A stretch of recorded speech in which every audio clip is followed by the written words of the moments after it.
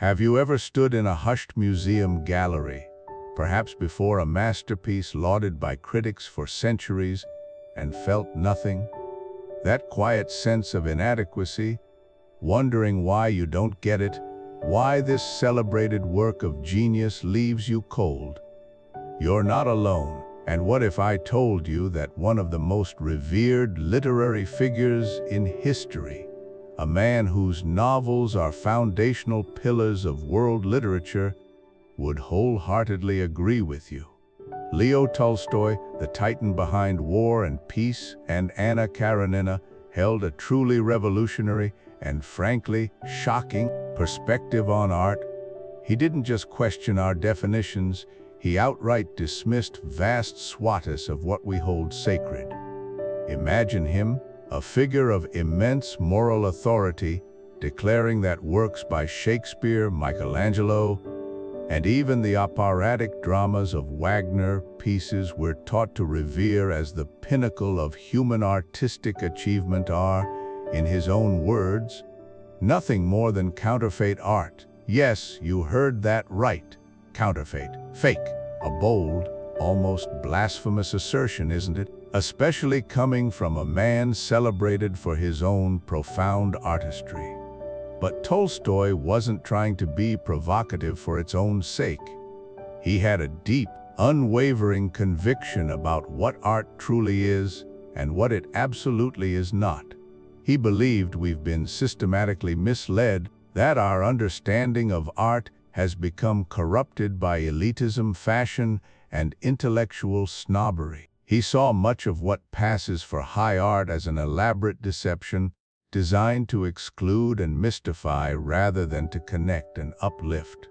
So, if Shakespeare, Michelangelo, and Wagner don't make the cut for true art, what does? What is Tolstoy's definition? It's remarkably simple, profoundly human, and devastatingly powerful. It's an idea so clear, so intuitive, yet so often overlooked in our complex world. And once you grasp it, once you truly understand Tolstoy's core concept, it promises to fundamentally reshape how you experience not just paintings and sculptures, but music, literature, film, and even the everyday expressions of creativity around you. This one idea could illuminate your own creative impulses, deepen your connection to others, and forever alter your relationship with culture itself. It might just be the lens through which you finally get art, or perhaps finally understand why you never did. Stay with us as we dive into Tolstoy's radical challenge to our most cherished artistic beliefs and uncover his surprisingly liberating answer to the question, what is art? Hello everyone, and welcome to what I hope will be an insightful exploration into a truly remarkable book. Today, we're diving deep into a work that challenged my preconceptions about creativity, beauty, and even human connection, Leo Tolstoy's What is Art? When you hear Leo Tolstoy, your mind probably jumps to epic novels like War and Peace or Anna Karenina. And rightly so, he was a literary giant. But beyond those sweeping sagas, Tolstoy was also a profound philosopher, relentlessly searching for truth, meaning, and the very essence of human experience. He was a man deeply concerned with moral questions, and what is art? Is perhaps his most direct and provocative attempt to answer one of humanity's most enduring puzzles.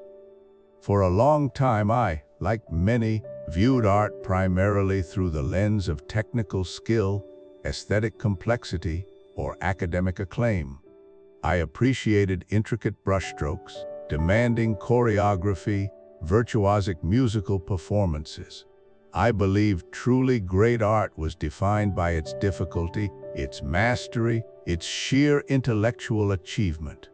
But then I stumbled upon Tolstoy's audacious little book, and it completely turned my understanding upside down. It taught me, with startling clarity, that art isn't fundamentally about skill or cleverness or even conventional beauty.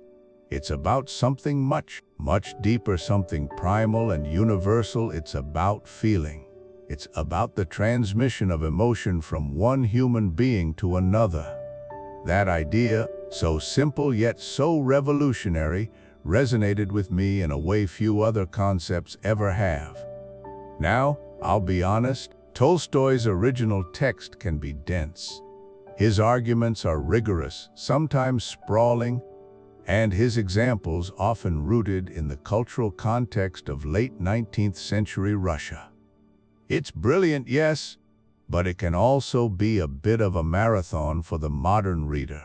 And that's precisely why we're here today.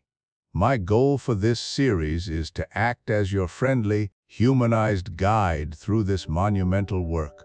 We're going to distill Tolstoy's incredibly insightful, often challenging, but ultimately brilliant ideas into a clear, actionable guide that feels urgent and profoundly relevant to our lives right here, right now, in the 21st century. Consider this our journey together. We'll unpack his core arguments, grapple with his critiques, and discover how his radical definition of art can illuminate our own creative pursuits, our consumption of culture, and even our understanding of ourselves. So, settle in, open your mind, and let's embark on this fascinating exploration. I promise it will be a conversation, a discovery, and hopefully a revelation. Welcome to Chapter 1, The Art World on Trial. In his seminal work, What is Art?, Leo Tolstoy didn't merely engage in a polite discussion about aesthetics. He launched a full-scale assault on the artistic establishment of his time. He saw it as a decadent, exclusive, and profoundly disconnected realm, utterly detached from the lives and concerns of ordinary people. For Tolstoy, the art produced by and for the upper classes had devolved into a self-serving industry. It was no longer about conveying genuine human feeling or uniting people through shared experience. Instead, it catered to superficial tastes, intellectual gymnastics, and the insatiable desire for novelty among the wealthy elite. Artists, once seen as truth-tellers or spiritual guides, had become mere entertainers, creating works that appealed only to a cultivated, often jaded, palate, rather than the universal human soul. This closed loop of production and consumption, driven by ego, prestige, and financial gain, had, in Tolstoy's view, completely corrupted art's true purpose. It wasn't about art at all. It was about status and a certain kind of intellectual snobbery. And this exclusive art came at an immense cost, not just in money, but in time and human labor.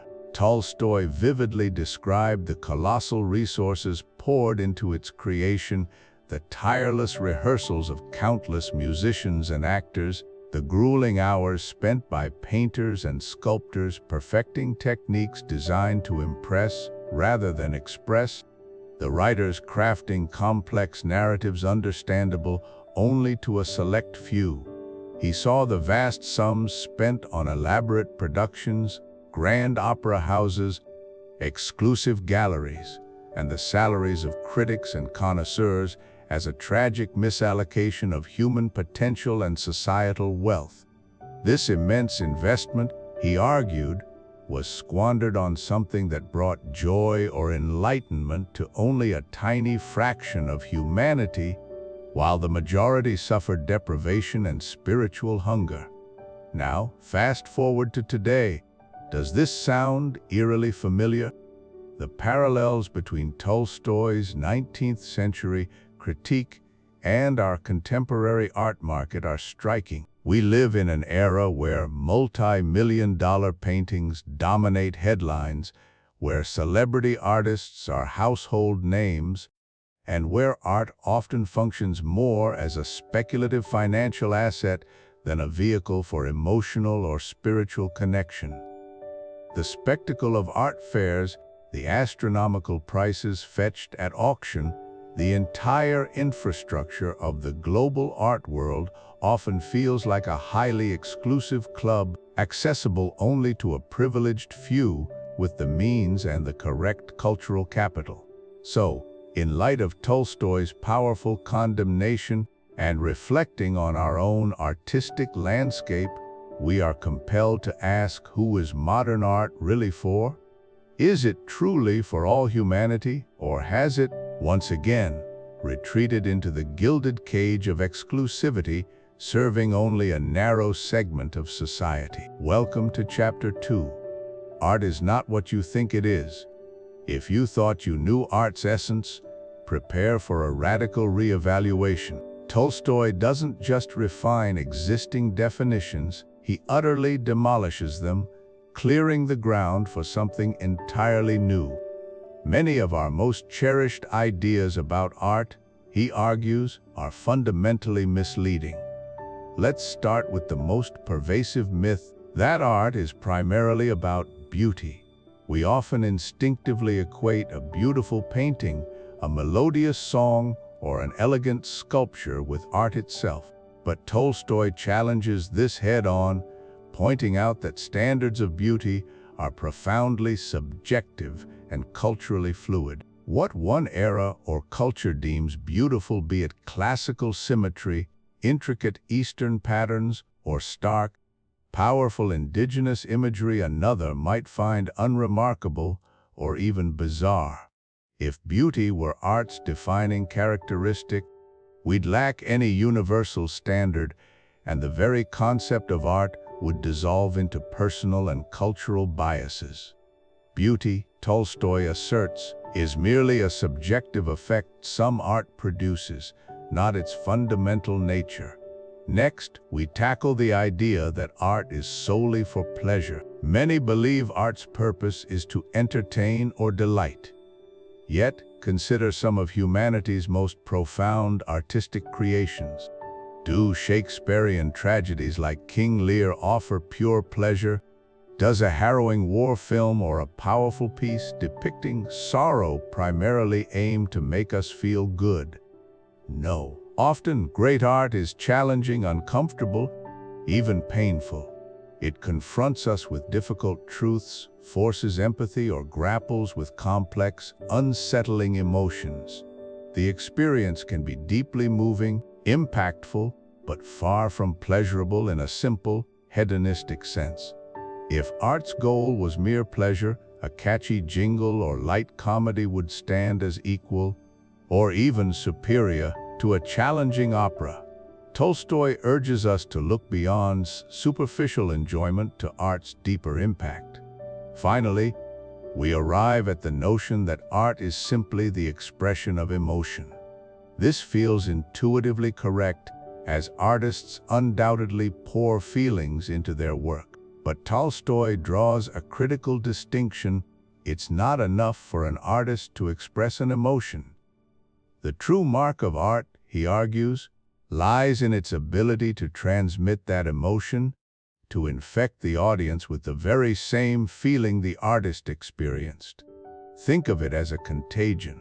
If an artist creates a work filled with despair, yet it leaves its audience cold and unmoved, then the artistic act, for Tolstoy, has failed. The artist expressed themselves, yes, but failed to successfully communicate or share the emotion. Art must bridge the gap, ensuring the feeling resonates and is genuinely felt by the receiver. Having stripped away these widely held, yet insufficient, definitions, art as beauty, art as pleasure, art as mere expression, Tolstoy leaves us before a void. What then is art? He demands we abandon these comfortable illusions and open our minds to a radical, perhaps revolutionary understanding, one that will redefine not just what art means, but its profound role in human society. Get ready, because Tolstoy's answer is about to turn everything you thought you knew on its head. Welcome to Chapter 3, where we delve into the very heart of Tolstoy's radical proposition about art. After dismantling traditional notions, he offers his own profound definition, a concept he famously likens to an infection. Tolstoy asserts that art is fundamentally a human activity. It's not about beauty, pleasure, or even skill primarily. Instead, it's a deliberate act where one individual consciously transmits a feeling they have genuinely experienced to others. The goal, for those others to then be infected by that very same feeling, sharing in the artist's emotional state.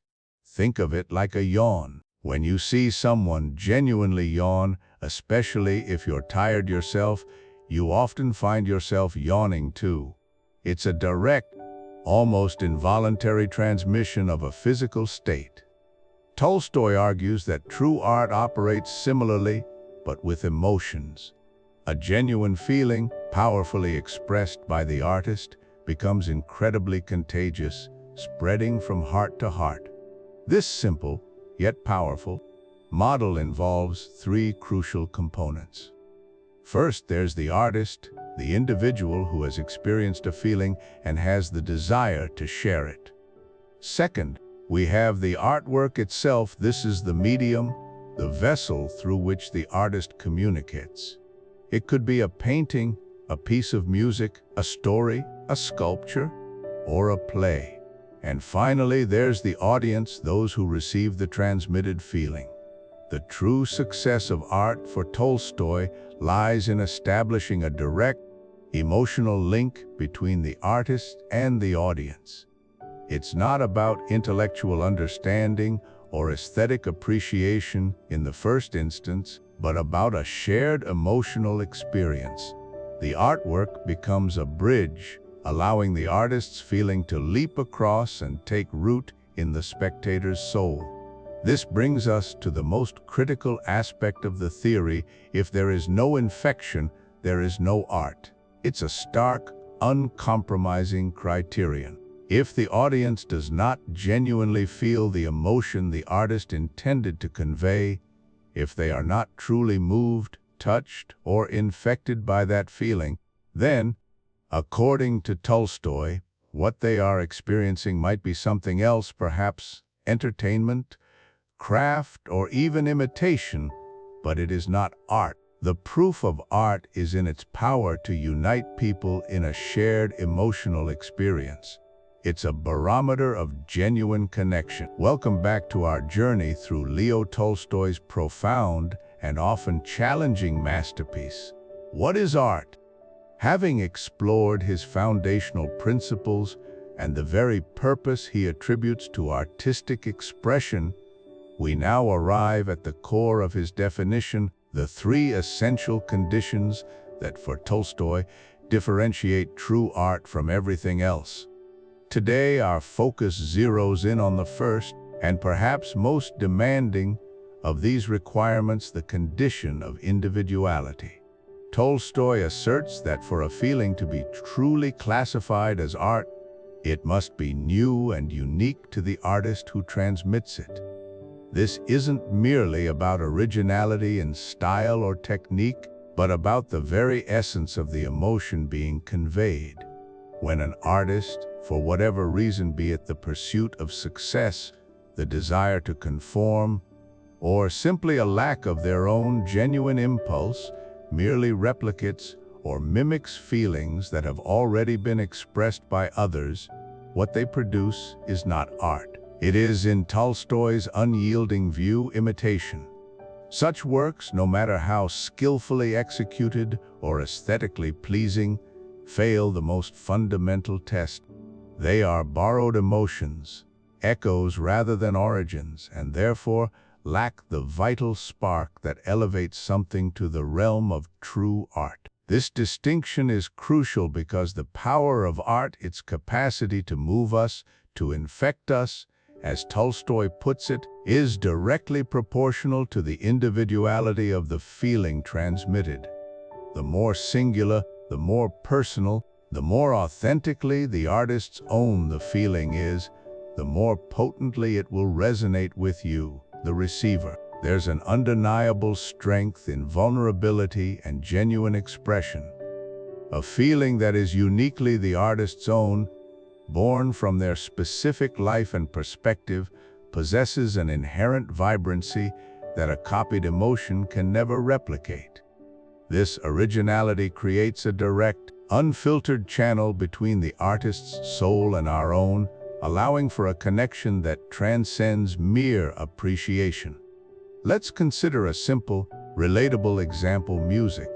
We've all encountered countless pop songs about love.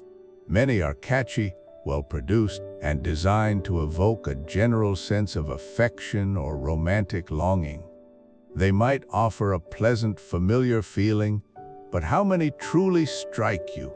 How many etch themselves into your memory with an almost visceral force?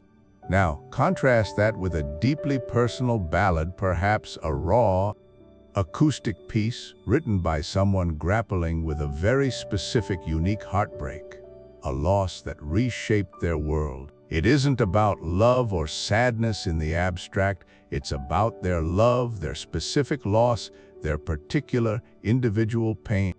Even if your exact experiences differ, the undeniable individuality of that transmitted feeling makes it infinitely more potent.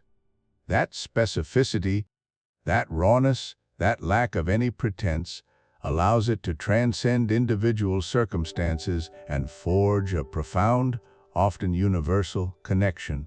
The generic might entertain, but the unique truly infects. As you engage with art moving forward, whether it's the next song on your playlist, a film you watch, or a painting you encounter, I invite you to reflect on this. What pieces of art have genuinely felt original to you? What works have conveyed a feeling so distinct, so uniquely personal to its creator, that it couldn't possibly be anything else?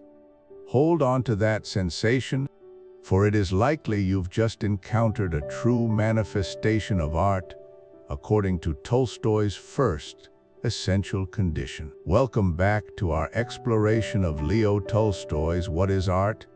We've discussed infectiousness now, for the second vital condition: clarity. The feeling must be transmitted clearly, without confusion or ambiguity. This isn't about simplicity, but direct emotional communication, unhindered by intellectual gymnastics. For Tolstoy, obscurity and complexity weren't artistic brilliance, but counterfeit art. He saw them as deliberate obfuscations, often by artists with nothing authentic to convey or critics inventing meaning. True art, in his view, needed no smokescreens. Its power lay in immediate accessibility, an honest, transparent emotional core. Tolstoy's vision dictates true art must be immediately understandable emotionally. It requires no special education or context. The emotion joy, sorrow, or indignation should resonate directly, like a clear mirror. If artwork leaves you bewildered or detached, Tolstoy says it failed its duty. Art's purpose isn't to puzzle, but to connect. This brings us to a crucial point. If you need a critic, program note, or essay to explain art by Tolstoy's standard, it failed its primary purpose. The art itself should be the explanation. Its emotional core must be self-evident, a direct transmission. Requiring an intermediary means the transmission was incomplete or never occurred. True art speaks for itself in universal human language. To illustrate, contrast a simple folk song with a dense, academic composition. A folk ballad, sung with heartfelt voice, instantly communicates emotion. Its melody and lyrics are direct, its feeling palpable. You simply feel it. Conversely, a highly complex, atonal piece, lauded by few, often leaves the majority confused or unmoved without extensive study. For Tolstoy, this failure to transmit clear emotion to a broad audience means it fails the test of clarity, rendering it counterfeit. Clarity, then, isn't simplistic, it's supremely effective. It ensures the emotional bridge between artist and audience. is robust, direct, and unimpeded, allowing shared human experience to flow freely. Without clarity, art becomes a monologue lost in complexity, rather than the universal, unifying conversation Tolstoy believed it should be.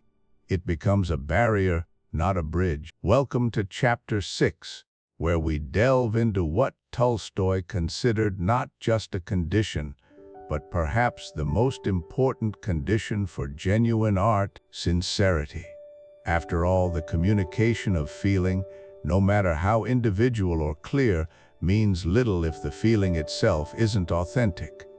For Tolstoy, sincerity is the very engine of art. It's the raw, unadulterated, internal need to express a feeling, to share a genuine experience with others. Without this deep-seated impulse, the entire artistic endeavor becomes hollow. Think about it: an artist simply cannot fake the feeling. They can attempt to mimic emotions, to technically reproduce the forms or sounds associated with sorrow, joy, or awe.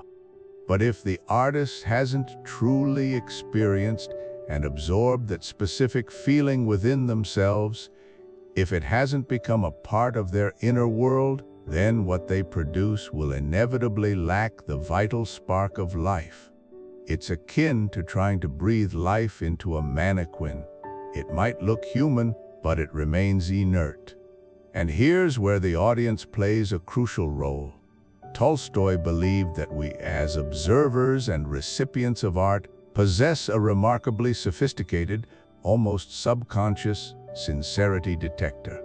We can instinctively tell when an artist is merely going through the motions, performing a role, or manufacturing an emotion for effect.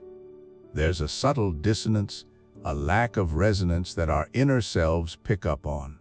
We sense when the feeling being presented isn't truly emanating from the artist's core, but is instead a carefully constructed facade. This is precisely why art made primarily for money, for widespread fame, for critical acclaim, or for any form of external validation, often fails to truly connect with us on a profound level. Such art might be technically brilliant, aesthetically pleasing, or commercially successful, but if its primary motivation isn't a sincere, internal compulsion to express, it loses its power to infect us with feeling. It might impress, but it won't move. It might entertain, but it won't transform. The artist, in these cases, becomes more of a craftsman or an entertainer than a true conveyor of feeling. The connection becomes superficial, transient. So, as you encounter various forms of art in your life, I invite you to consider this profound question, a question that cuts straight to the heart of Tolstoy's philosophy. Can you feel the artist's soul in the work? Is there an unmistakable echo of a genuine human spirit, vibrating with a feeling that simply had to be shared? Or does it feel like a performance, a calculation, a beautifully rendered shell devoid of that essential, sincere life force? The answer for Tolstoy makes all the difference. In What is Art? Leo Tolstoy critiques what he calls counterfeit artwork that, despite its polish, fails to transmit genuine feeling. He saw its proliferation as a systemic failure born from institutions meant to foster creativity. He blamed art schools, critics, and a market rewarding imitation and technical skill over sincere emotion. Tolstoy viewed art schools as factories for skilled mimicry, not cradles of expression. They teach how to draw, paint, sculpt, imparting techniques in anatomy, perspective, and color theory. By prioritizing how over what, skill over internal impulse, they create artists capable of elaborate works but lacking sincere feeling. The result, technically impressive pieces that are, in Tolstoy's view, emotionally hollow, elaborate shells devoid of art's living spirit. Next, critics. Once technically brilliant but often soulless work appears, critics become intellectual gatekeepers. Tolstoy believed they erect complex theoretical frameworks, telling people what they should admire, what is important or profound. Instead of direct infection by feeling, critics intellectualize the experience, creating barriers. This fosters a culture where people pretend to appreciate art out of deference to expert opinion, rather than experiencing genuine emotional connection. Critics for Tolstoy unwittingly validated the technically proficient but emotionally barren. Finally, the market. Commercial pressures are undeniable. Artists, to survive, produce what sells, what pleases patrons. This often means work aligning with trends or demonstrating impressive technical skill. Tolstoy's anathema. Genuine expression, if it doesn't fit the mold, struggles. Artists are pressured to compromise, imitate, or cater to popular tastes, rather than letting their deepest feelings guide them. Art becomes a commodity, valued by marketability and intellectual appeal, not its power to unite through shared feeling. Tolstoy's observations resonate powerfully today. Modern music often sees formulaic pop, meticulously produced, but lacking raw passion. Film prioritizes visual spectacle and brand recognition over emotionally resonant storytelling. In visual art, works celebrated for complexity often leave viewers perplexed, not moved. In all these domains, we find echoes of Tolstoy's lament: art pursuing technical perfection, intellectual acclaim, and commercial viability risks losing its soul, its unique power to connect through shared feeling. Welcome back to our exploration of Leo Tolstoy's radical treatise, What is Art? We've arrived at Chapter 8, a crucial juncture. Tolstoy titles, The Great Divide: Art for the People versus Art for the Elite. Here, Tolstoy zeroes in on the devastating social consequences of a bifurcated art world where the creations cherished by the wealthy become increasingly incomprehensible, even meaningless, to the vast majority. Think about high art, especially from modernism onward. Understanding these works often demands specialized education, deep historical knowledge, or specific cultural context. It's less about immediate beauty, more about decoding intricate layers of meaning. When art demands such prerequisites, it inevitably creates an in-group and an out-group. Those with the leisure, wealth, and education become the initiates, the connoisseurs, the ones who get it. The majority, lacking these keys, are left outside, often feeling bewildered or intellectually inferior. The shared human experience, once art's bedrock, is fractured by a wall of intellectualism. Tolstoy argues this division impoverishes both sides. For the elite, art, once a conduit for genuine feeling, transforms into a status symbol, an intellectual puzzle, a rarefied exercise. It's often devoid of the sincerity Tolstoy championed. Their art, while technically brilliant, becomes an echo chamber for a small, self-referential circle. It's art for the mind, not the soul, often leaving patrons feeling hollowed out, seeking the next novelty to validate their exclusive taste. For the majority, consequences are even more dire. They're cut off from fundamental human expression, denied art that could speak to their lives, uplift spirits, or unite them. Instead of communal joy, art becomes an instrument of social stratification, reinforcing exclusion and cultural disenfranchisement. It perpetuates the idea that art isn't for them, but for a privileged few. Tolstoy viewed this divide not merely as an aesthetic problem, but a profound moral and social failure. For him, art's primary function was spiritual communion, transmitting feelings to bind humanity. When art ceases this, Instead, separating based on class and education, it betrays its purpose. It contributes to disunity, not universal brotherhood. Tolstoy saw this as a symptom of a society valuing intellectual complexity over genuine human connection. Now to you, our listeners, have you ever walked into a contemporary gallery or seen abstract art and felt profound confusion or exclusion, had that unsettling feeling of a secret code you weren't privy to? That sensation of being on the outside, told this is great art, but not truly understanding why that, my friends, is precisely what Tolstoy railed against. It's art failing to communicate, creating a chasm, not a bridge, a chasm with deeply troubling implications for society's unity. Having journeyed with Tolstoy through his often challenging definition of art itself, we now arrive at an equally, if not more, contentious territory. How do we determine if art is good? For Tolstoy, merely possessing the capacity to transmit feeling does not automatically confer value. The quality or goodness of art is not an inherent aesthetic property, nor is it dependent on technical skill or beauty in the conventional sense. Instead, its goodness is intrinsically tied to the moral quality of the feeling it transmits. This moral evaluation, according to Tolstoy, hinges on what he calls the religious perception of the age.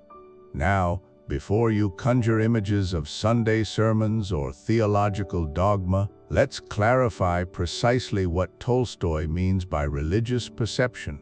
He is emphatically not referring to church doctrine, specific creeds, or any institutionalized religion.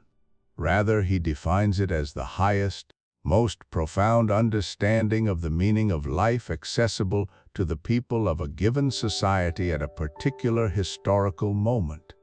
It's the shared consciousness, the collective moral compass that points toward humanity's aspirational truth. This religious perception isn't static, it evolves, reflecting the ongoing spiritual and ethical development of humankind. In Tolstoy's own time, the late 19th century, he identified this prevailing religious perception as the consciousness of the brotherhood of man. It was the dawning recognition that all humanity is interconnected, that our shared existence necessitates empathy, compassion, and unity. This was, for him, the highest moral truth available to his society. Armed with this understanding, Tolstoy's criteria for good art become remarkably clear. Therefore, good art, in his view, is art that transmits feelings aligned with this religious perception of universal brotherhood. It is art that transmits feelings of unity, empathy, compassion, and peace, feelings that bind people together, fostering understanding and solidarity. Such art makes us feel our common humanity, bridging divides of class, culture, and individual experience.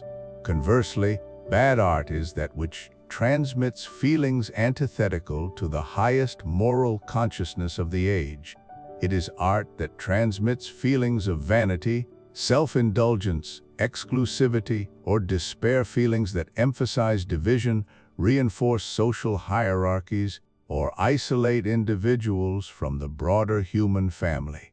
Art that celebrates the trivial, the decadent, or the morally degrading, or art that intentionally alienates or confuses, would fall into this category.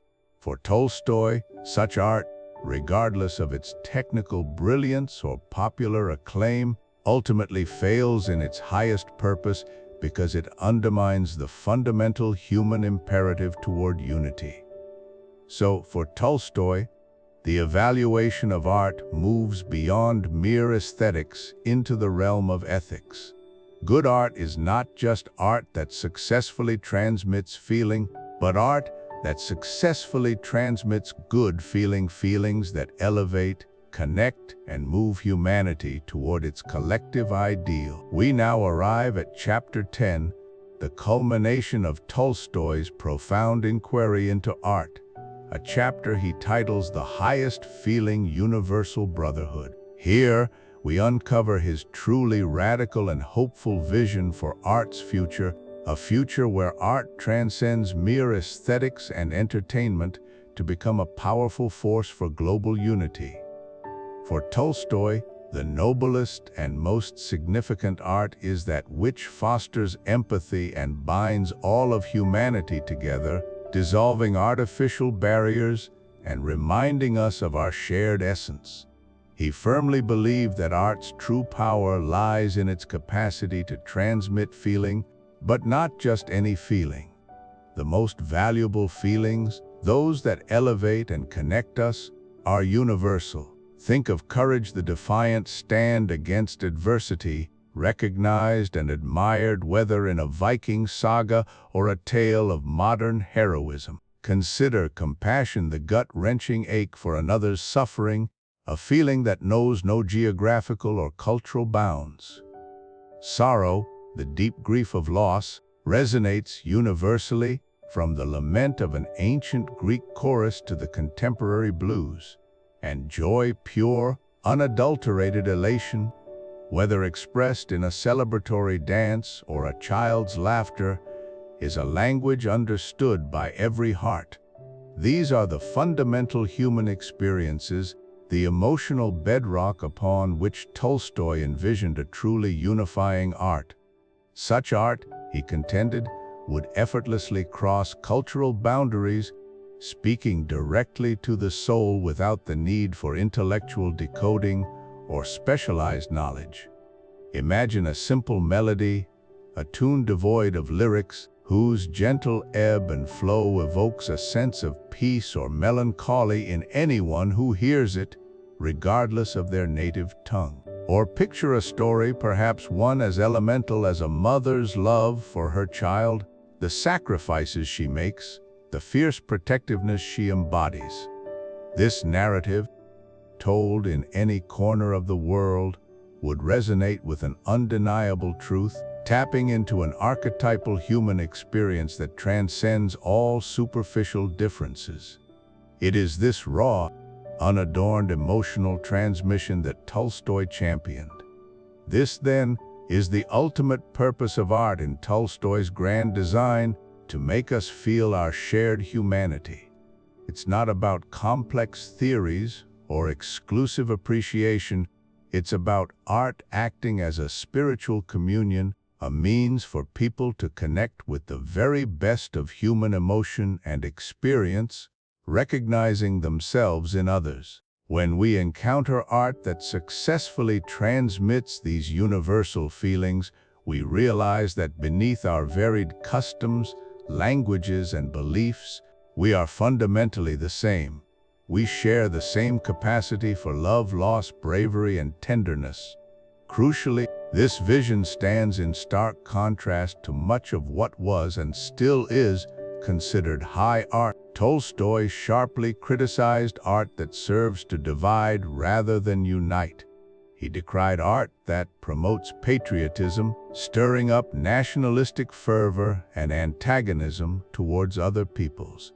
He rejected art that reinforces classism, celebrating the exclusive tastes and lifestyles of an elite while alienating the masses. And he condemned art that fuels sectarianism, deepening the rifts between religious or ideological groups. Such art, he argued, far from being truly artistic, was a perversion of art's true calling, diminishing human connection rather than fostering it.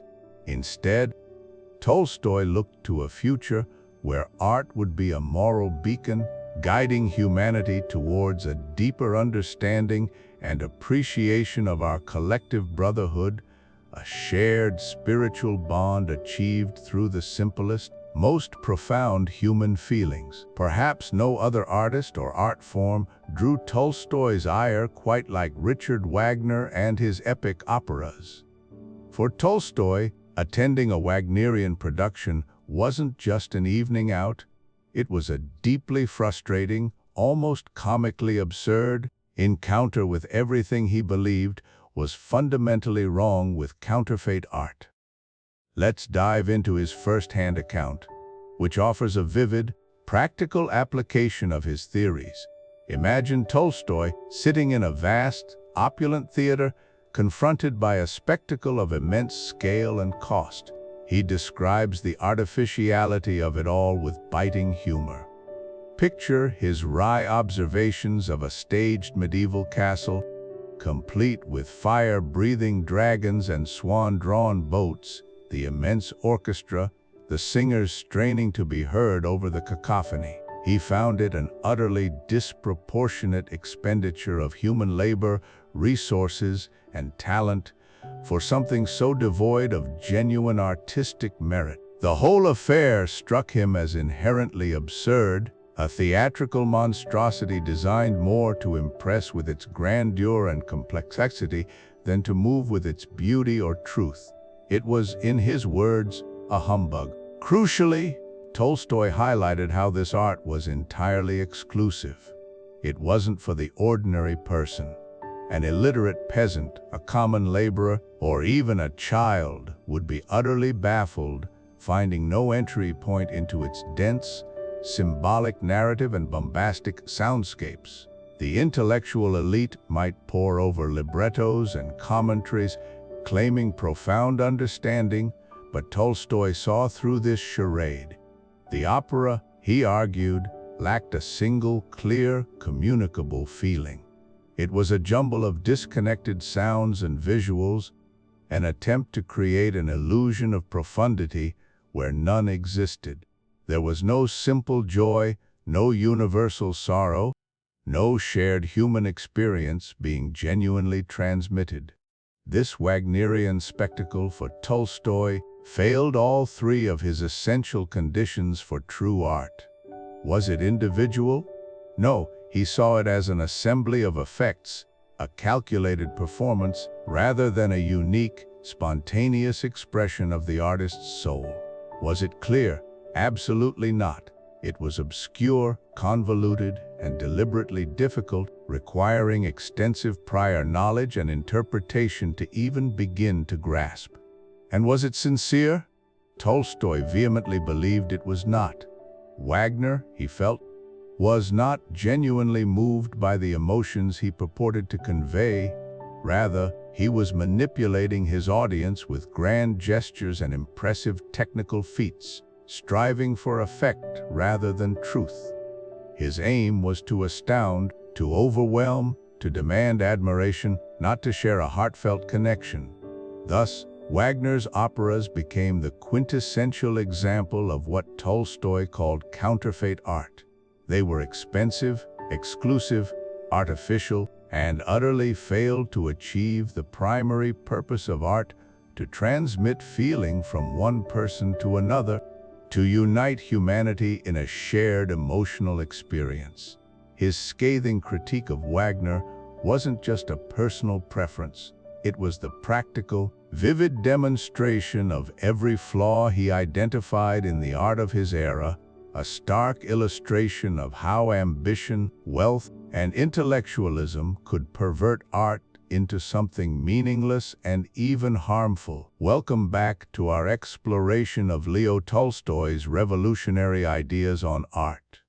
In this chapter, in praise of simple art, we turn our attention to the kinds of art Tolstoy truly championed, art often overlooked or even disdained by the cultural elite of his time. He wasn't interested in the complex, the obscure, or the exclusive.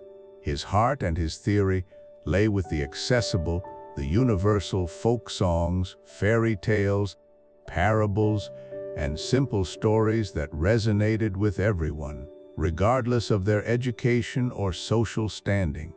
Consider a story as ancient and enduring as the biblical tale of Joseph.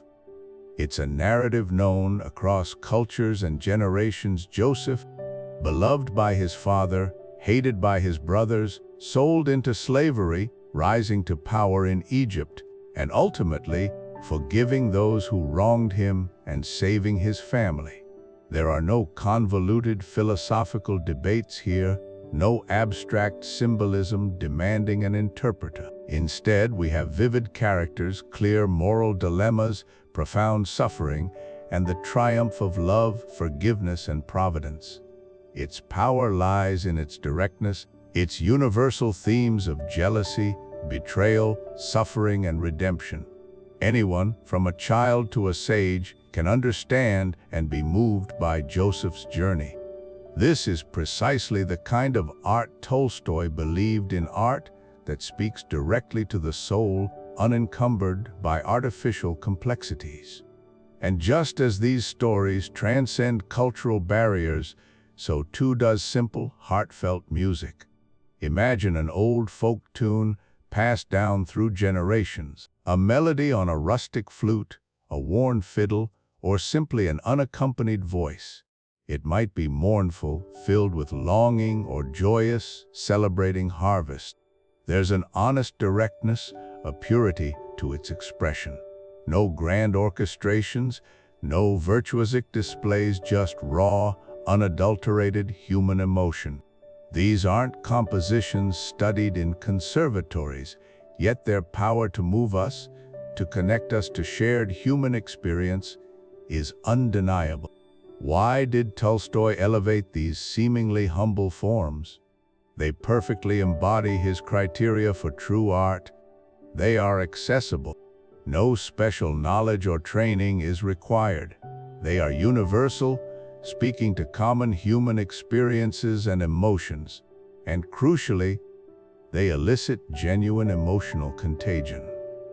When you hear a simple folk song or read a moving parable, you don't just intellectualize it, you feel it. You connect with the sorrow, the joy, the hope, the fear it conveys. This direct emotional transmission, this unforced unity between artist and audience, is what Tolstoy deemed the hallmark of true art. It's tempting for some to dismiss simple art as primitive or lesser, equating complexity with value. But Tolstoy vehemently challenged this. For him, simplicity was not a lack of sophistication, it was a virtue representing clarity, honesty, and profound understanding. Intricate plots or dizzying techniques might impress, but often fail to infect in the way a simple folk tale or universal melody does. The greatest truths and most profound emotions are often expressed with utmost simplicity. In this lies their universal power and enduring beauty. This art, accessible to all, cultivates brotherhood and promotes moral well-being, a far cry from primitive. It is, in Tolstoy's view, art at its most evolved and essential. Welcome to Chapter 13, The True Artist's Job Description. Tolstoy's What is Art? Sharply diverges from contemporary notions, especially regarding the artist's identity. Here he dismantles the romanticized ideal, revealing a far more profound truth. Forget the pampered, self-indulgent genius in their ivory tower. For Tolstoy, the artist is a humble servant of humanity, entrusted with a vital, often arduous social function. Their job isn't about personal glory, but communal connection. What exactly is this job description? Firstly, the true artist's duty is to deeply experience and process the most significant feelings of their time.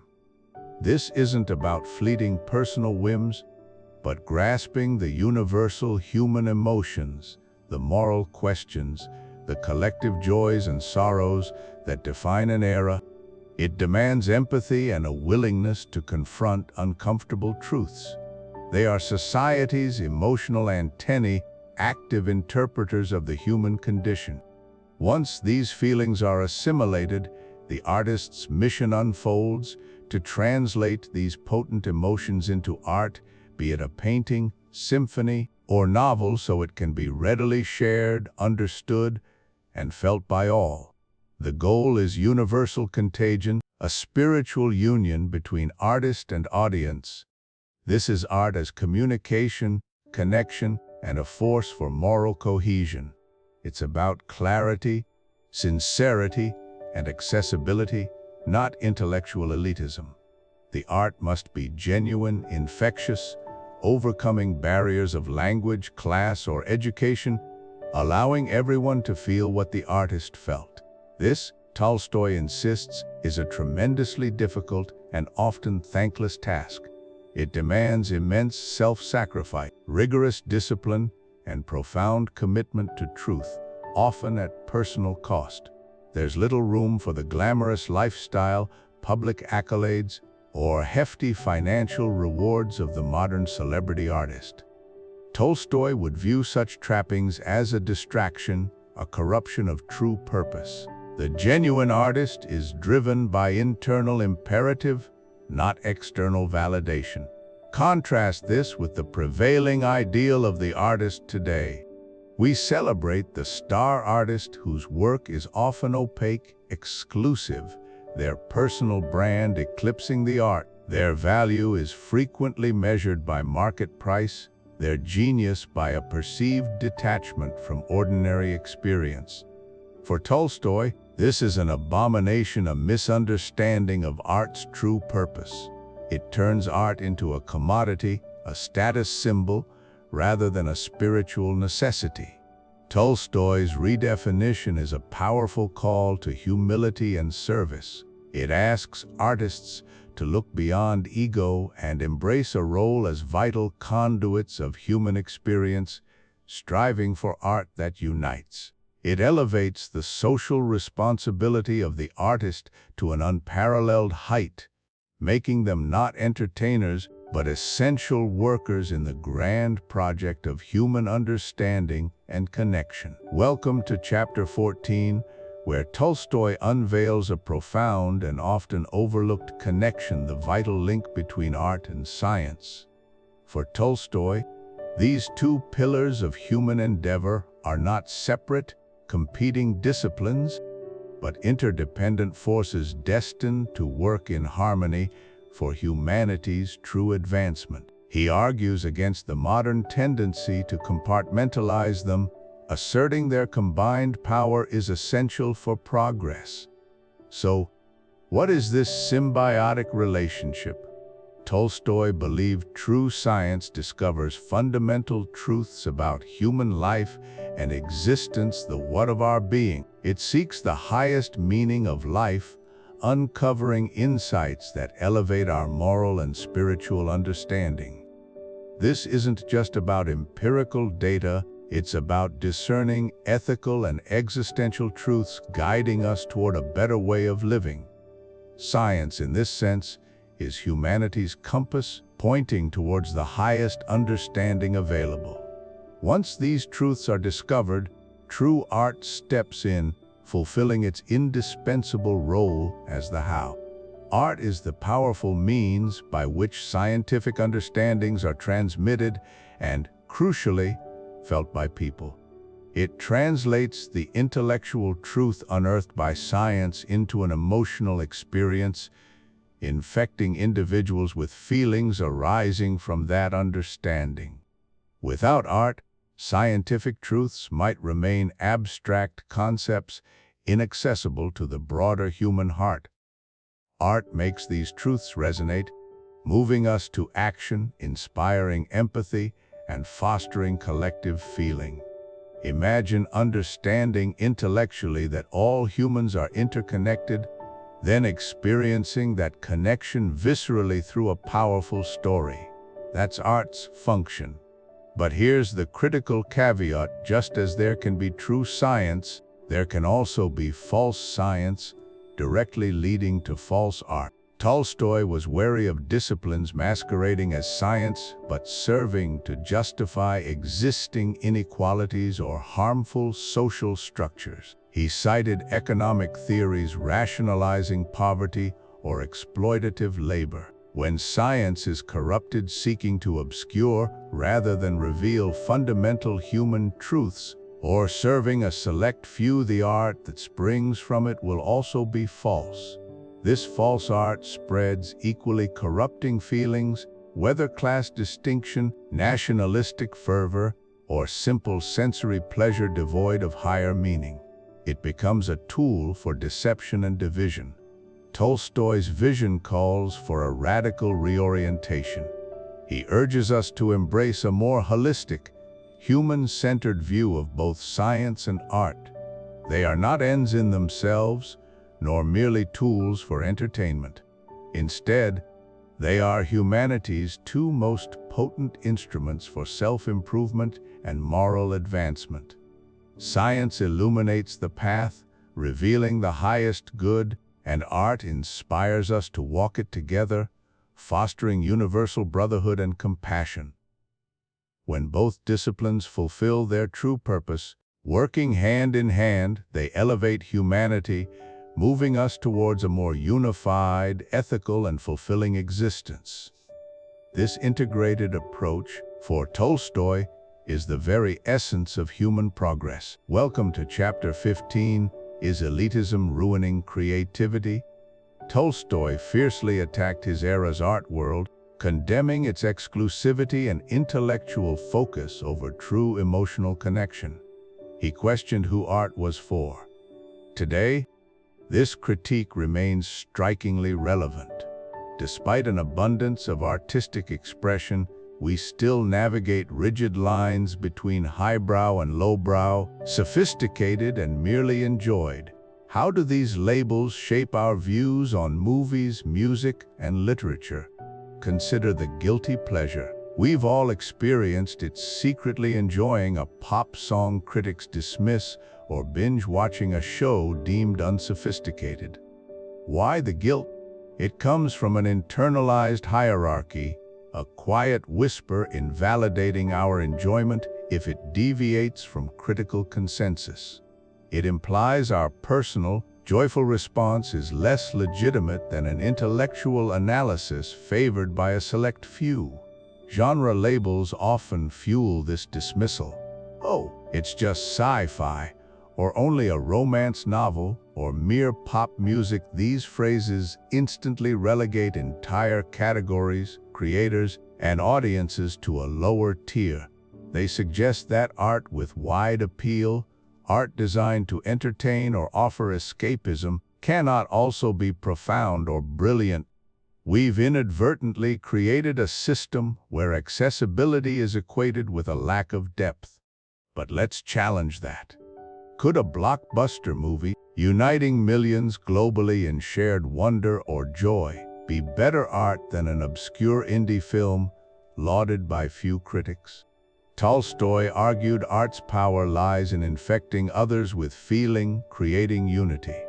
By that measure, a shared laugh or cry with millions might be a more potent artistic act than solitary intellectual appreciation. Ultimately, Tolstoy urges us to trust our own emotional response over critical consensus or artistic snobbery. If music moves you, if a story resonates, if a film connects you to others, then its value is undeniable. Art's truest measure isn't exclusivity or intellectual difficulty, but its capacity to transmit feeling, break barriers, and unite humanity. Let's discard the guilt and embrace what genuinely moves us, for that is art's true home. Welcome back. We've journeyed through Tolstoy's passionate exploration of art. Now let's fast forward a century, propelling his ideas into our digital present. In Chapter 16, Art, in the age of social media, we confront a critical challenge. How do TikTok, Instagram, and YouTube creations measure up against his stringent definition? Recall Tolstoy's unwavering criteria: true art must transmit a sincere, individual feeling with clarity, infecting the audience with that same emotion. It's spiritual communion, not mere beauty. But what happens when art is instantly consumed, endlessly scrolled, and rated by likes? Consider a viral video, a child's joy seeing snow, or a short film of resilience. Does it transmit a sincere, clear, individual feeling? Clarity is often undeniable. But is it individual in Tolstoy's sense, or a universally appealing sentiment for shareability? Is the sincerity truly there, or is performance paramount? Creators craft content to evoke predictable feelings. Does the creator genuinely feel the specific emotion or merely simulate it for engagement? This brings us to the core conflict: Tolstoy's sincerity versus performance for likes and engagement. In the attention economy, content is optimized for virality. Creators' perfect reactions or confessions, not from urgent expression, but knowing what the algorithm rewards. When external validation becomes the primary motivator, how can genuine sincerity, that raw spiritual infection, truly flourish? The line blurs between authentic feeling and constructed persona, obscuring the true artistic impulse beneath the digital veneer. Yet, amidst this performative landscape, something fascinating emerges: the meme. Anonymous, rapidly evolving images and texts circulate globally, creating shared cultural shorthand. Can memes function as modern folk art? Tolstoy championed folk art for its accessibility, directness, and shared feelings. Memes excel here, articulating collective frustrations, joys, and ironies with startling clarity. While lacking individuality, traditionally often collaborative, their power lies in infecting millions with a shared, instantly recognizable feeling. They are democratic, unpretentious, mirroring the communal expressions Tolstoy admired. Finally, consider the unprecedented democratization of creation tools. Anyone with a smartphone can be a filmmaker. Does this lead to more true art in Tolstoy's sense? It lowers the barrier for genuine, sincere expression. A raw, heartfelt TikTok, driven by inner urge, might be closer to his ideal than a technically perfect but hollow blockbuster. While volume means more sincere expressions can exist, this often drowns out the authentic, burying it under content designed for algorithmic success. Ease of creation doesn't automatically equate to depth of feeling. It expands the field for both true art and superficial imitation. So, as we navigate this digital epoch, Tolstoy's questions remain startlingly relevant. The digital age offers unprecedented channels for artistic expression, yet also pressures that threaten its sincerity. The quest for true art continues, complicated by algorithms, viral trends, and the demand for engagement. Where do you find true art in this new landscape? What digital creation has genuinely infected you with a sincere, individual feeling? The answer, perhaps, lies in our discerning hearts, sifting through the noise for those rare moments of genuine, digital communion. We've journeyed through Tolstoy's intricate arguments, dissecting the very essence of art. But now, let us fast forward to our present moment, a time Tolstoy could never have conceived: the age of artificial intelligence. Today, algorithms can generate images, compose music, and write stories with uncanny precision, conjuring entire worlds from simple text prompts and creating works visually and textually indistinguishable from many human creations. This presents a formidable contemporary challenge to Tolstoy's theory: can a machine, which fundamentally cannot feel, truly create art? Or is what we witness merely the ultimate, most sophisticated form of counterfeit? Let's recall the bedrock of Tolstoy's definition: the artist's sincerity, their internal need to express a feeling they have genuinely lived through, a feeling they are compelled to transmit to others. Can an AI possess sincerity? Can it experience an internal need? An algorithm, no matter how complex, doesn't live, it doesn't suffer, doesn't rejoice, doesn't grapple with existential angst or sublime beauty. It processes data, identifies patterns, extrapolates, synthesizes existing works based on prompts. There is no personal history of emotion, no lived experience to draw from, no spontaneous impulse to share a deeply felt sentiment. For Tolstoy, the act of artistic creation isn't merely about producing aesthetically pleasing forms.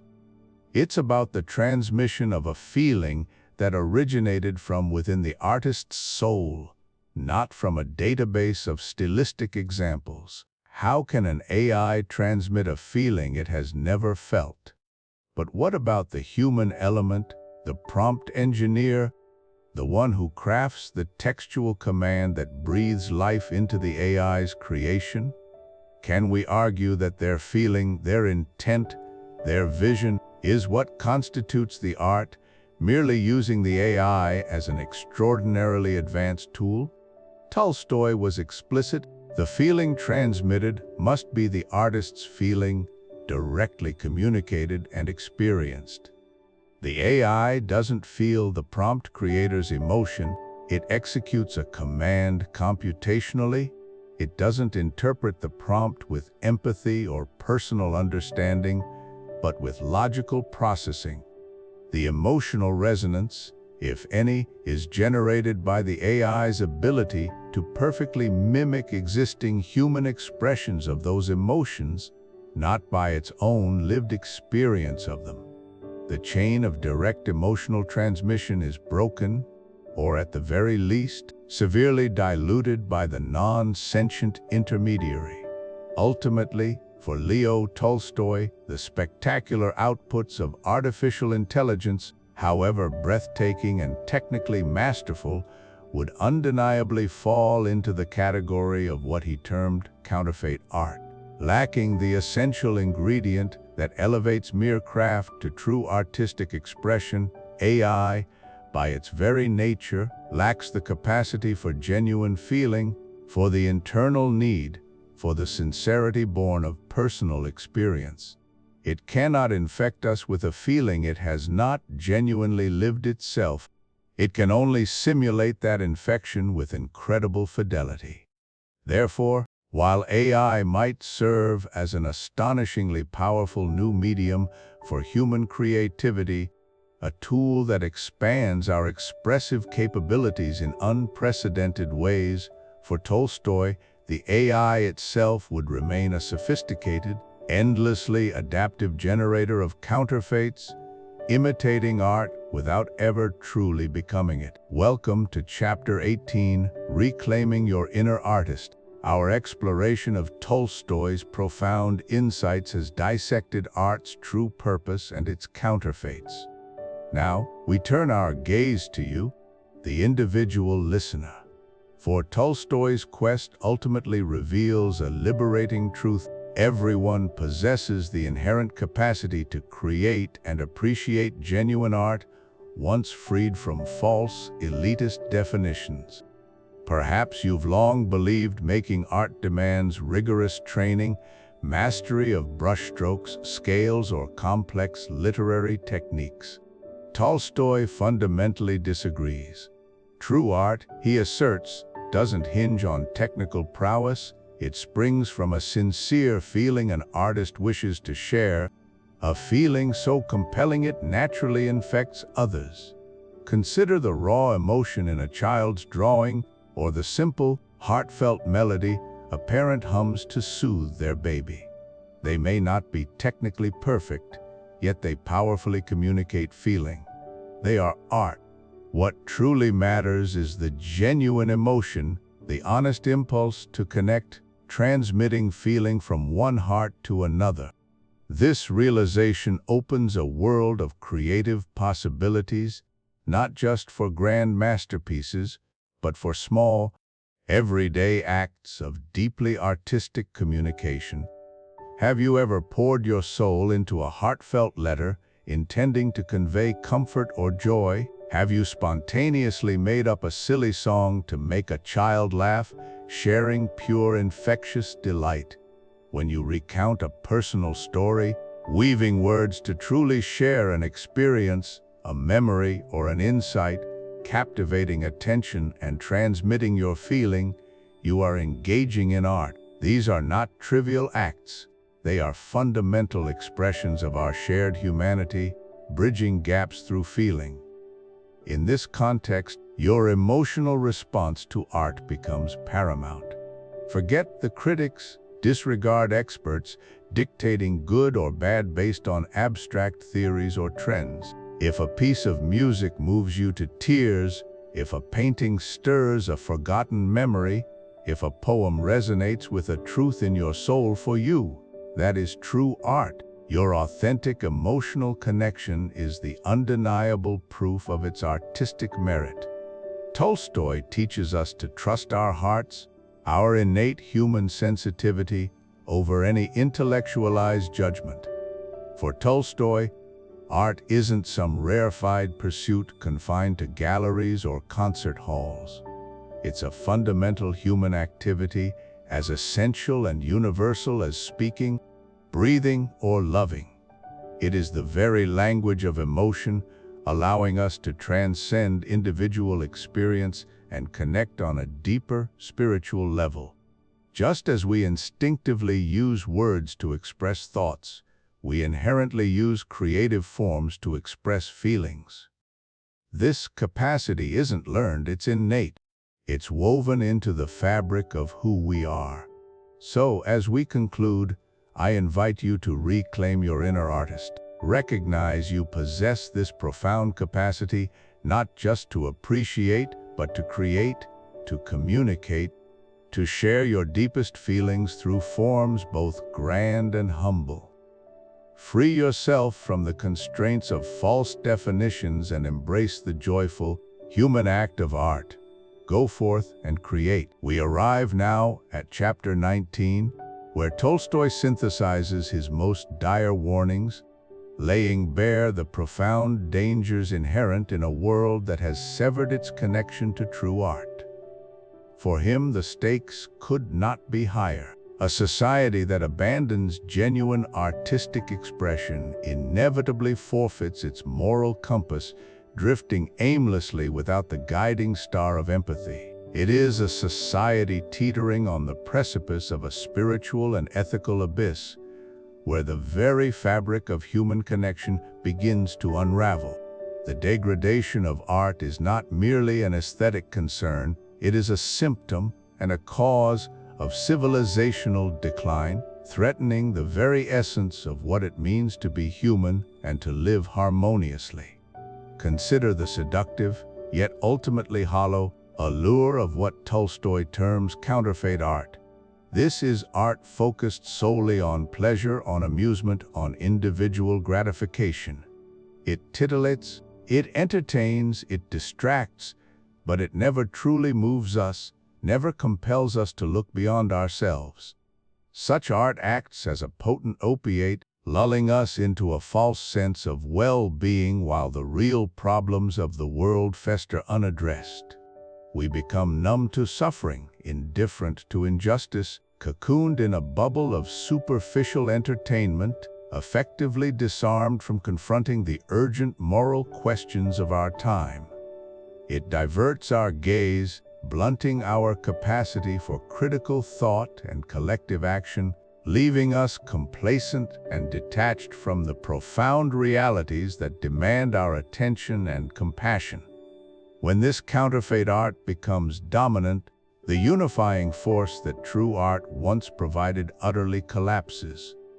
Art, at its most profound, is a means of communion, a shared experience that transcends individual differences and binds people together through common feeling.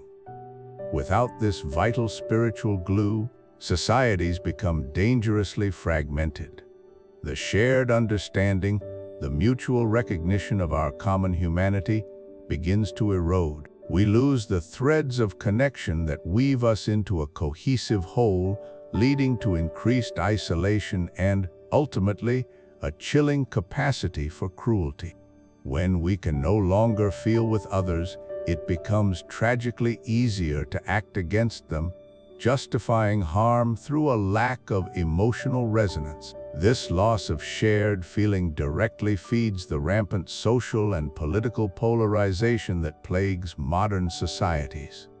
True art fosters a deep, empathetic understanding of others' experiences, bridging divides by allowing us to inhabit different perspectives, to feel the joy and sorrow of someone fundamentally unlike ourselves. But when art becomes privatized, individualized, serving only personal tastes and preferences, it reinforces our silos. We lose the shared emotional language necessary for civil discourse, for genuine reconciliation. Empathy withers, and in its place suspicion, contempt, and unyielding opposition flourish, making constructive dialogue all but impossible.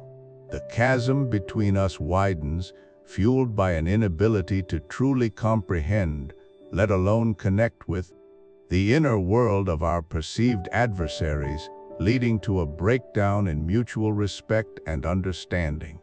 Yet, Tolstoy's critique is not one of despair, but an urgent call to action. The power to fix this lies squarely within our grasp, in rediscovering what art truly is, in stripping away the artificiality and commercialism that have obscured its true essence. It demands a re-evaluation of our values, a commitment to seeking out and championing art that genuinely transmits universal feelings, art that unites rather than divides. By embracing art as a conduit for spiritual connection and shared empathy, we can begin to mend the moral fabric of our world, fostering a society where understanding and compassion prevail. The choice, Tolstoy argues, is ours to make, to reclaim art's sacred purpose and build a more humane future. We've journeyed together, haven't we? From the initial bewilderment of Tolstoy's scathing critiques against what he deemed fake art, the convoluted, the obscure, the art of the elite that seemed to serve only vanity or profit, to a profound reimagining of what true art actually is. We began by questioning the very foundations of our aesthetic judgments, peeling back layers of cultural conditioning, and challenging the notion that art's value lies in its complexity or its exclusive appeal. Our exploration led us to Tolstoy's radical assertion that true art isn't about beauty in the conventional sense, nor is it primarily about pleasure or decoration. Instead, it's a potent, vital means of communication. It is, above all, a tool for empathy. Remember, for Tolstoy, the essence of art lies in its ability to infect others with a feeling experienced by the artist, a genuine, sincere feeling.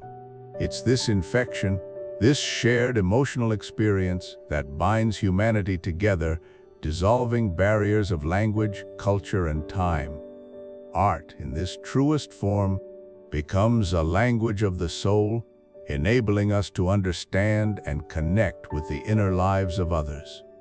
It unites us not just in aesthetic appreciation, but in a deeper, more spiritual bond, advancing our collective moral consciousness.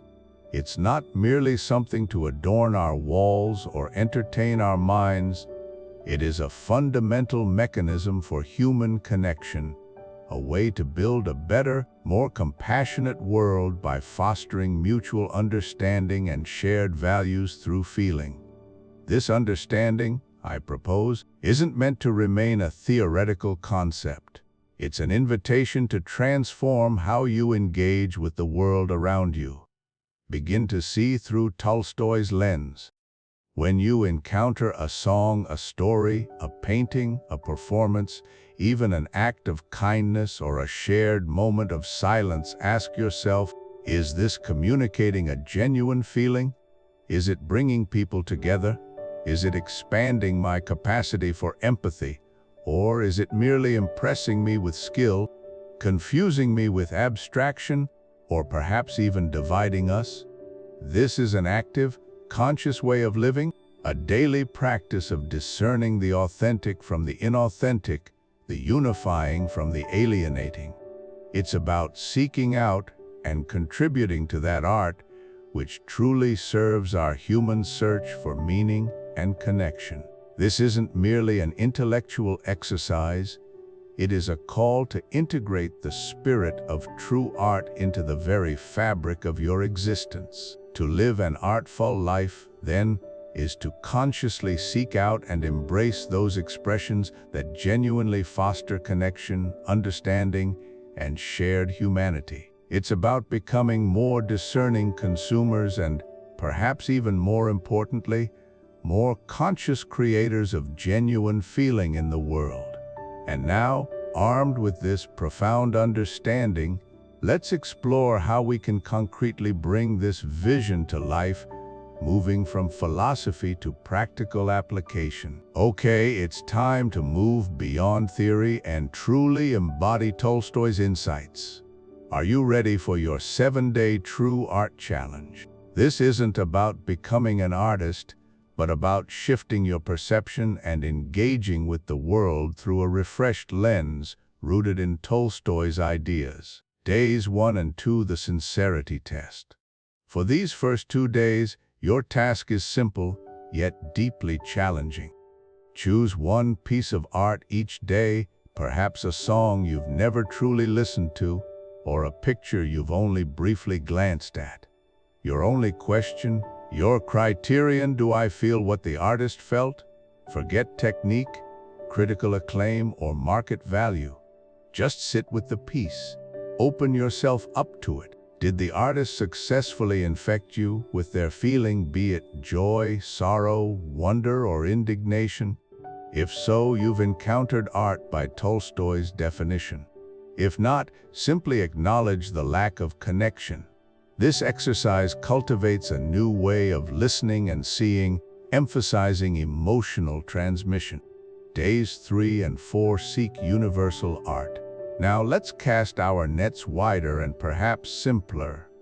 For the next 2 days, immerse yourself in something often overlooked in the high art world: a children's story, a folk song, or even a nursery rhyme. Engage with it as if for the first time. Notice its power. What clear feeling does it transmit? How accessible? Is it comprehensible and relatable to anyone, regardless of background? Tolstoy believed true art bridged divides, speaking to the universal human spirit. Observe how these simple forms achieve this with clarity and potency, resonating across ages and cultures. Days 5 and 6, create and transmit. This is where we turn the tables. For these 2 days, your challenge is to create, but with a specific intention. Forget traditional art. Instead, focus entirely on transmitting one specific feeling to one specific person. Think of a simple, genuine emotion: gratitude, comfort, or silly joy. Now, choose your medium: a simple handwritten note, a crude drawing, or even a short, wordless melody you hum for them. The goal isn't aesthetic perfection, but the successful transmission of that single, clear feeling. Did the recipient understand? Their understanding is your measure of success, reflecting Tolstoy's idea of art as emotional communication. Day 7, reflect. As this transformative week concludes, take some time to sit quietly and reflect. Grab your journal or reflect silently. Ask, has my definition of art shifted since embarking on this challenge? What resonated most deeply? Did I feel more connected to artists, to those you shared with, or to a deeper self? Consider how these practices have integrated Tolstoy's perspective, turning theory into lived reality. This challenge is merely the beginning of an ongoing journey. Keep asking these questions, keep seeking genuine connection, and the world will reveal its true artistic depth. We've journeyed through Tolstoy's challenging and profound critique of art, questioning many of our modern assumptions. Now, let's distill his timeless wisdom into 3 essential points: a framework designed to be easily remembered and shared, helping us truly understand what art is and what it should be. First, Tolstoy declares that art is emotional contagion. Forget the centuries of debate about beauty, skill, or intellectual complexity. For Tolstoy, art's true essence is far simpler, yet infinitely more powerful. It is one human being successfully transmitting a genuine feeling to another. When an artist, through their work, makes you genuinely experience the very emotion they felt during its creation, be it joy, sorrow, fear, or wonder, then and only then is it art. It's not about what it looks like, but what it makes you feel. The success of art is measured by the clarity and authenticity of that emotional current flowing from creator to recipient. Second, Tolstoy insists that true art is for everyone. If a piece of work is obscure, baffling, or requires an expert, a critic, or a thick academic text to explain its meaning and justify its existence, then for Tolstoy it has failed. Art, in its purest form, transcends intellectual elitism and social divides. It speaks a universal language accessible to a child and a scholar alike. It crosses cultural boundaries and historical periods, communicating directly to the human heart, requiring no special training or privileged background to grasp its message. If it isn't readily understood and felt by the vast majority of people, it simply isn't art in its highest form. And third, and perhaps most profoundly, Tolstoy argues that the best art unites us. The ultimate, most noble purpose of art is not to entertain, to decorate, or even to instruct in a didactic way. Its highest calling is to dissolve the artificial barriers that separate individuals and nations, to break down the walls of prejudice, class, and misunderstanding, and to remind us powerfully and unequivocally of our shared humanity. Great art makes us realize we are all part of the same grand, intricate tapestry of human experience. It fosters empathy, compassion, and a sense of profound connection, binding us together in a common spiritual understanding. When art achieves this, it fulfills its divine potential, elevating us all and bringing us closer to a universal brotherhood. We've spent this time dissecting Tolstoy's radical proposition that true art isn't about beauty or pleasure, but about its capacity to transmit feeling, to infect us with emotion, uniting us in a shared human experience. It's a powerful, even challenging, lens through which to view the vast landscape of human creativity. And now, I want to turn that lens onto your experience. So, I ask you, our thoughtful community, what piece of art, be it a haunting melody, a compelling film, a transformative book, an evocative painting, or even a breathtaking live performance, has truly infected you with its feeling? What work left an indelible mark on your soul, sparking an emotion that lingered, shifting your perspective, or revealing a profound truth you hadn't grasped before? How did it move you? And what makes it unforgettable?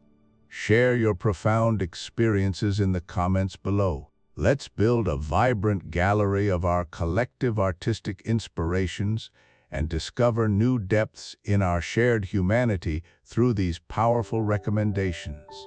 If this deep dive into Tolstoy's enduring, yet often controversial ideas about art, morality, and human connection resonated with you, if you find value in content that challenges assumptions, explores classic texts, and encourages critical thought, then I warmly invite you to join our growing community. Hit that subscribe button and ring the notification bell to ensure you never miss future explorations into philosophy, literature, and culture, content crafted to feed your mind, enrich your soul, and spark meaningful conversations.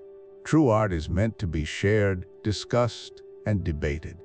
If this video sparked a new thought, ignited a forgotten memory, or offered a fresh perspective on what art truly means, please consider sharing it. Send this video to a friend, a colleague, or a family member, especially someone you love having those big, engaging conversations with, someone who appreciates wrestling with profound questions. By sharing, you help us expand this vital dialogue, reaching more minds eager to explore the depths of human experience. And the intellectual journey doesn't have to end here. To delve even deeper into the philosophical underpinnings of art and its purpose, I highly recommend checking out our next video, The Philosophy of Beauty, From Plato to Postmodernism. It offers a rich historical overview that perfectly complements our discussion of Tolstoy, continuing your exploration of these profound and timeless questions. You'll find the link directly on your screen now and in the description below. Thank you for joining us on this fascinating voyage through Tolstoy's What is Art? We eagerly await your comments and look forward to continuing these crucial conversations with you.